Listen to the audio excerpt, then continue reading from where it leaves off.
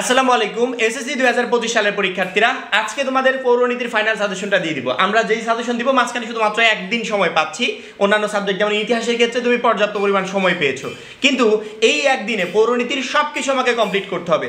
সেক্ষেত্রে অবশ্যই একটা দিন সময় আমরা ওইভাবেই কাজে লাগাবো যেভাবে কাজে লাগালে পরীক্ষায় আমরা সবগুলো প্রশ্ন ইনশাল্লাহ কমন পাবো। প্রত্যেকটা শিক্ষার্থীকে বলি যে প্রায়গুলো পরীক্ষা শেষে এসে কেউ যদি বলে যে আমার এইখানে প্রবলেম হয়েছে, সেটা হচ্ছে এমসিকিউ নিয়ে।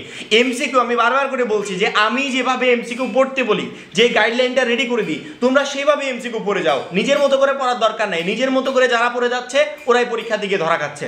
আমাদের প্রাইভেট কোর্সে, আমাদের 50 টাকার কোর্স কিনে যারা গ্রুপে যুক্ত হয়েছে, ওদের ভিতরে প্রায় শিক্ষার্থী বলে যে ভাই আলহামদুলিল্লাহ ভালো পরীক্ষা দিয়েছে। মাত্র 50 টাকায় আমাদের টার্গেট এ প্লাস কোর্সে যারা এখনো যুক্ত হও নাই, খুবই দ্রুত যুক্ত হয়ে যাও। কারণ কি আমাদের মাত্র 50 টাকার কোর্সে তুমি এই লিস্টের টোটাল বিষয়গুলো পাচ্ছ। অর্থাৎ এই একটা মাত্র কোর্স তোমাকে পরীক্ষায় অল্প সময় বেস্ট একটা প্রিপারেশন নিতে, পরীক্ষায় ভালো রেজাল্ট করতে প্রচন্ড পরিমাণে হেল্প করবে। উপরে আমাদের যে নাম্বারটা দেওয়া আছে, এই নাম্বারে 50 টাকা সেন্ড মানি করে এই নাম্বারেই হোয়াটসঅ্যাপে আমাকে জানাবে যে আমি সেন্ড মানি করেছি। সাথে সাথে তোমাকে গ্রুপে যুক্ত করে নিব এবং তখন থেকেই তোমার প্রিপারেশনটা শুরু হয়েছে। কিন্তু দুইজন ওই যে মাতবাড়ি করে নিজে নিজে পড়তে যায়, ওরাই পরবর্তীতে পরীক্ষা দিয়ে এসে বলে যে ভাই এমসিকিউ খারাপ হয়েছে।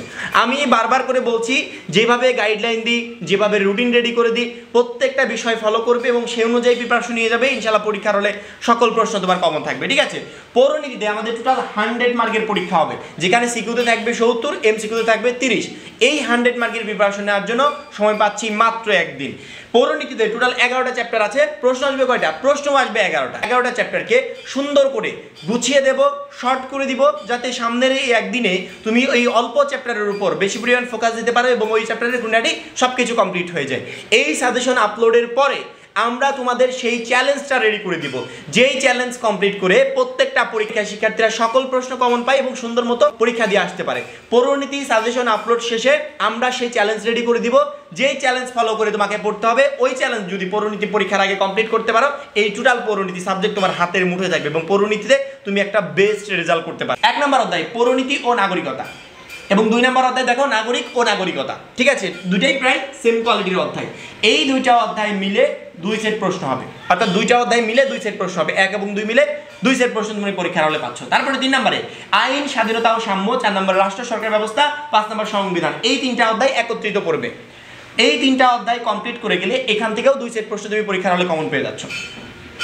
3টা অধ্যায় থেকে 2 সেট প্রশ্ন আসছে। পরবর্তীতে 6 এবং 7 বাংলাদেশের সরকার ব্যবস্থা, গণতন্ত্রের রাজনৈতিক দল ও নির্বাচন। দেখবে সেম কোয়ালিটির যে অধ্যায়গুলো আছে, সেই অধ্যায়গুলোকে পার্ট বাই পার্ট আমরা আলাদা করে ফেলেছি। এই অধ্যায়গুলো তোমরা একত্রিত করে পড়ে যাবে এবং এই 2টা অধ্যায় থেকেও তুমি 2 সেট প্রশ্ন কমন পাবে। 1 এবং 2 থেকে পাবে 2 সেট, একত্রিত পড়বে। যেই পার্টটা পড়বে ওই পার্টের সবগুলো অধ্যায় পড়ে যাবে, তাহলে পরীক্ষার হলে গিয়ে সমস্যা হবে না। 1 যদি পড়ো তাহলে 2 পড়বে, 2 পড়লে 1ও পড়বে, অর্থাৎ এই পার্টটা পড়ে যাবে। এটা আলাদা একটা পার্ট, এটা আলাদা একটা পার্ট, এইটা আলাদা একটা পার্ট। এভাবে প্রত্যেকটা আমরা পার্ট বাই পার্ট আলাদা করেছি। যেই পার্টের একটা চ্যাপ্টার পড়বে ওই পার্টের সবগুলো চ্যাপ্টার পড়ে যাবে। ঠিক আছে? তাহলে ওই পার্টের যে কোনো জায়গা থেকে প্রশ্ন আসুক তুমি ইজিলি অ্যান্সার করতে পারবে। 1 এবং 2 পড়বে, 2টা প্রশ্ন কমন পাবে। 3, 4, 5 পড়বে, 2টা প্রশ্ন কমন পাবে। 6, 7 পড়বে, 2টা প্রশ্ন কমন পাবে। পরবর্তীতে 8 এবং 9 বাংলাদেশের স্থানীয় সরকার ব্যবস্থা, নাগরিক সমস্যা ও আমাদের করণীয়। এই 2টা চ্যাপ্টার থেকে 2 সেট প্রশ্ন আসবে। 2টা চ্যাপ্টার থেকে 2 সেট প্রশ্ন আসবে, অর্থাৎ এই পার্টের যদি 9 নম্বর অধ্যায় পড়ো তাহলে 8 পড়বে, 8 পড়লে 9 পড়বে, অর্থাৎ 2টা অধ্যায় একত্রিত পড়ে যাবে। পরবর্তীতে 10 নম্বর অধ্যায় দেখো স্বাধীন বাংলাদেশের অভ্যুদয়ে, এখানে অভ্যুদয় বানানটা একটু ভুল আছে, অভ্যুদয় নাগরিক চেতনা। এই 10 নম্বর অধ্যায় থেকে আবার 2 সেট প্রশ্ন হবে। 10 নম্বর অধ্যায় থেকে ব্যক্তিগতভাবে একটা অধ্যায় থেকে প্রশ্ন হবে 2 সেট। পরবর্তীতে এইখানে দেখো 11 নম্বর অধ্যায় বাংলাদেশ ও আন্তর্জাতিক সংগঠন, এখান থেকে প্রশ্ন হবে একটা। দেখো তো 11টা প্রশ্ন হয়েছে কিনা? 2টা, 4টা, 6টা, 8টা, 10টা, 11টা, এই টোটাল 11 সেট প্রশ্ন আমাদের পরীক্ষায় আসবে।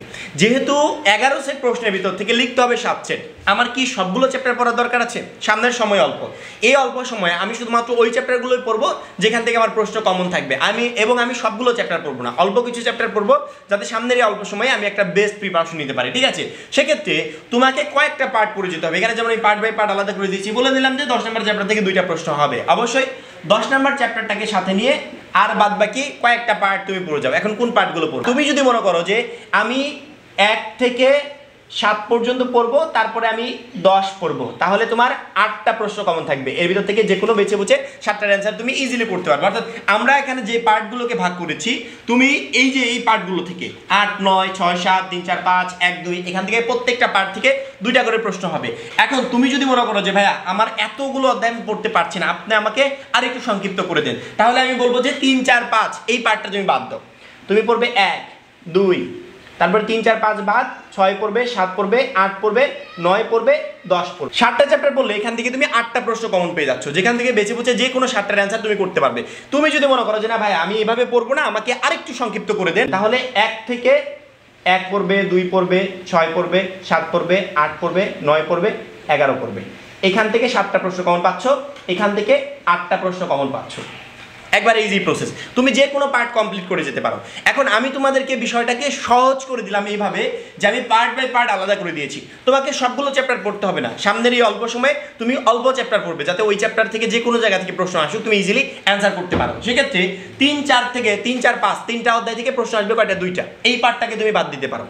এই পার্টটাকে বাদ দিয়ে উপরে 2টা অধ্যায় থেকে প্রশ্ন আসবে 2টা, তারপরে 6, 7 থেকে আসবে 2টা, 8, 9 থেকে আসবে 2টা, পরবর্তী 10 থেকে আসবে 2টা, 11 থেকে আসবে একটা।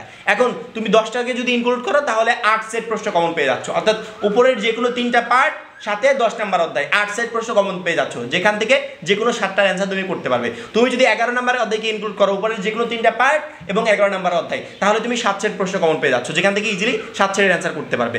আমার সাজেশন থাকলো যে লাস্ট মোমেন্টে সময় যেহেতু অল্প, আমি সবগুলো পড়তে গেলে আমার অত সময় হবে না। এই অল্প সময়ে আমি অল্প কিছু চ্যাপ্টার হাতে নিব, যেমন ধরো 7টা অধ্যায় আমি বলে দিলাম, 10 নাম্বার অধ্যায়কে সাথে নিয়ে আর 3টা পার্ট অর্থাৎ 7টা অধ্যায় বলে দিলাম। এই 7টা অধ্যায় সুন্দর করে কমপ্লিট করে যাও, এখান থেকে 7 সেট প্রশ্ন তুমি ইজিলি কমন পেয়ে যাবে, আর অতিরিক্ত চ্যাপ্টার কোনো পড়ার দরকার নেই। এবার আসি আমরা এমসিকিউতে। প্রত্যেকটা পরীক্ষার ক্ষেত্রে মানে যাদের প্রবলেম হয়, সৃজনশীল তো আমরা যেভাবে বলি যে অধ্যায়গুলো বলি সেগুলো থেকে 100% শিওর প্রশ্ন আসবেই, কারণ কি আমরা বুঝে শুনেই সাজেশনগুলো দিই, এবং এতগুলো পরীক্ষা হয়েছে সেই পরীক্ষার যে ফিডব্যাকগুলো সেগুলোই প্রমাণ করে যে আমাদের সাজেশনগুলো আসলে কতটা কার্যকর। এমসিকিউতে সাধারণত যেই পরীক্ষায় এসে প্রবলেম হয় শিক্ষার্থীদেরকে যে ভাইয়া প্রবলেম হয়েছে, সেটা হচ্ছে এমসিকিউতে। এমসিকিউটা আমরা পড়তে পারি না। আমি যেভাবে এমসিকিউ পড়তে বলি বা যারা প্রতি বছর পরীক্ষায় ভালো রেজাল্ট করে থাকে তারা যেভাবে এমসিকিউ পড়ে যায়, সেই পদ্ধতি কেন তুমি অবলম্বন করছো না? সেভাবে অবলম্বন করলে যদি তুমি এমসিকিউতে একটা বেস্ট প্রিপারেশন নিতে পারো। আমরা যে চ্যালেঞ্জগুলো রেডি করে দিই, তোমার পড়ার যে রুটিনটা রেডি করে দিব আজকে এবং কালকে, সেই রুটিনে তোমার মূল বই পড়া থাকবে, বিগত বছরের বোর্ড প্রশ্ন পড়া থাকবে, এমসিকিউ পড়া থাকবে, এভরিথিং থাকবে। শুধুমাত্র আমাদের গাইডলাইনটা ফলো করে অনুযায়ী প্রিপারেশন নিয়ে যাবে। ইনশাল্লাহ ওই পৌরনীতি পরীক্ষার আগেই টোটাল পৌরনীতিটা তোমার একবারে টোটালি কমপ্লিট থাকবে। এমসিকিউর জন্য প্রত্যেকটা অধ্যায় সুন্দর করে রিডিং করবে। যাদের অলরেডি আন্ডারলাইন করা আছে তাদের আর কোনো কাজ নাই, শুধুমাত্র যেগুলোকে আন্ডারলাইন করে রেখেছিলে ওইগুলাই বারবার করে রিভাইজ দিবে। তোমার কাজই হবে রিভাইজ দেয়, এবং কতক্ষণ থেকে কতক্ষণ পর্যন্ত তুমি রিভাইজ দিবে এই যে ইম্পর্টেন্ট লাইনগুলো আমি রুটিনে উল্লেখ করে দিব, যে 1 নাম্বার থেকে 2 নাম্বার অধ্যায় পর্যন্ত এই কয়টা থেকে এই কয়টা পর্যন্ত পড়বে, 3, 4, 5 এই কয়টা থেকে এই কয়টা পর্যন্ত পড়বে। প্রাইভেট গ্রুপে যারা যুক্ত আছো তারা সময় মতো রুটিনটা পেয়ে যাবে, সেই রুটিন ফলো করে তোমাকে এমসিকিউর জন্য প্রিপারেশন নিতে হবে। যারা আন্ডারলাইন করো নাই তারা আজকে 2 থেকে 3 ঘন্টা সময় নিয়ে আন্ডারলাইন করে ফেলো, দ্রুত গতিতে আন্ডারলাইন করে ফেলো। কারণ কি এই আন্ডারলাইন করা লাইনগুলোই পরবর্তীতে বারবার করে রিভাইজ দিতে হবে। অনেকে বলতে পারো যে ভাইয়া এখন কি আন্ডারলাইন করার সময় আছে? তাদেরকে আমি বলছি যে আলাদা করে তোমাকে আন্ডারলাইন করতে হবে না। তুমি কি করবে, মূল বইটা প্রথমত একবার রিভাইজ দিবে। যখন তুমি রিভাইজ দিতে যাচ্ছ তখন তুমি দেখবে যে ইম্পর্টেন্ট বিষয়গুলো, অর্থাৎ তুমি যখন পড়ছো রিভাইজ দিতে যাচ্ছ, পড়ার সময় যেগুলো ইম্পর্টেন্ট মনে হয় ওগুলোকে সুন্দর করে দাগ দিয়ে দিবে। অর্থাৎ প্রথমবার পড়তে গিয়ে তোমার আন্ডারলাইন করা শেষ, পরবর্তী বার থেকে পরীক্ষার আগ পর্যন্ত তোমার কাজ হবে জাস্ট রিভাইজ দেওয়া। কতক্ষণ রিভাইজ দিবে, কখন রিভাইজ দিবে, কখন বোর্ড প্রশ্ন পড়বে, সেগুলোতে আমরা রুটিনে উল্লেখ করে দিব। শুধুমাত্র সেই রুটিন অনুযায়ী তোমাকে পড়তে হবে। সেক্ষেত্রে প্রত্যেকটা চ্যাপ্টার যখনই তুমি ইম্পর্টেন্ট লাইনগুলোকে আন্ডারলাইন করবে এবং ওইগুলোকেই বারবার করে রিভাইজ দিবে, তখন তোমার সিকিউ এবং এমসিকিউ দুইটার জন্যই বেস্ট প্রিপারেশন হয়ে যাচ্ছে। অর্থাৎ সিকিউর জন্য আলাদা করে তোমাকে মূল বইটা পড়তে হচ্ছে না, এমসিকিউর জন্য যেগুলোকে ইম্পর্টেন্ট লাইনগুলোকে আন্ডারলাইন করেছো ওইখান থেকে সিকিউতে ক এবং খ নাম্বার প্রশ্ন তুমি পেয়ে যাবে। গ ঘর জন্য টেনশন করতে হবে, টেনশন করতে হবে না। যখনই তুমি বারবার করে মূল বইটা রিভাইজ দিবে তখন তোমার গ এবং ঘ নাম্বারের প্রিপারেশন হয়ে যাবে। সেই সাথে এমসিকিউর প্রিপারেশন তো হবে। একটা সাবজেক্টেই এসএসসি পর্যায়ে কোনো সাবজেক্টে বইয়ের বাইরে থেকে একটা এমসিকিউ হবে না। আমরা গাইড টেস্ট পেপার এগুলোর দিকে আগে না ঝুঁকে মূল বইয়ের দিকে ঝুঁকবো। একটা মূল বই যদি আমার হাতের আয়ত্তে থাকে, যদি কমপ্লিট থাকে, তাহলে ওই গাইডও আমার কমপ্লিট থাকবে, ওই টেস্ট পেপারও আমার কমপ্লিট থাকবে। এই জন্য মূল বই রেখে আমরা ওইগুলোর দিকে ফোকাস করবো না। আগে আমরা মূল বই থেকে প্রিপারেশন নিব। যখনই আমার মূল বইটা কমপ্লিট হয়ে যাবে তখন গিয়ে আমি বিগত 5 বছরের বোর্ড কোশ্চেন পড়বো। বিগত 5 বছরের বোর্ডের এমসিকিউ অলরেডি পিডিএফ আকারে আমাদের গ্রুপে দেওয়া আছে, যাদের কাছে নেই আমাদের গ্রুপ থেকে দেখে নিতে পারো পিডিএফ ফাইলটা, ঠিক আছে? এবং এই সাজেশনের পিডিএফ কপিটাও আমরা সেখানে দিয়ে দেবো গ্রুপে, ওইখান থেকে তোমরা সবকিছু এভরিথিং পেয়ে যাবে। বইটাকে আগে কমপ্লিট কমপ্লিট করার পর তারপরে তুমি বিগত 5 বছরের বোর্ড প্রশ্নগুলো পড়বে। মূল বই প্লাস বিগত 5 বছরের বোর্ড প্রশ্ন পরিণতি পরীক্ষার হলে তোমার কমন থাকবে, একটা প্রশ্ন মিস হবে না যদি এইভাবে পড়তে পারো। এখন মূল বইটা কখন পড়বে, কখন তুমি এমসিকিউ পড়বে, কখন তুমি সিকিউ পড়বে, টোটাল গাইডলাইনটা আমরা রেডি করে দিব। সেই গাইডলাইন ফলো করে পড়ো, ওই নিয়েও প্রবলেম হবে না, তোমার লেটও হবে না। তুমি সময়ের ভিতর এই পরিণতি টোটালি কমপ্লিট করে পরীক্ষার হলে যেতে পারবে এবং ইনশাল্লাহ তোমার পরিণতি পরীক্ষাটা ভালো হবে। এখন এই পর্যন্তই, পরবর্তী সাজেশনের জন্য আমাদের চ্যানেলটা সাবস্ক্রাইব করে রাখবে এবং যারা এখন আমাদের প্রাইভেট গ্রুপে যুক্ত হও নাই খুবই দ্রুত যুক্ত হয়ে যাবে। সবাই ভালো থাকবে, সুস্থ থাকবে, আল্লাহ হাফেজ।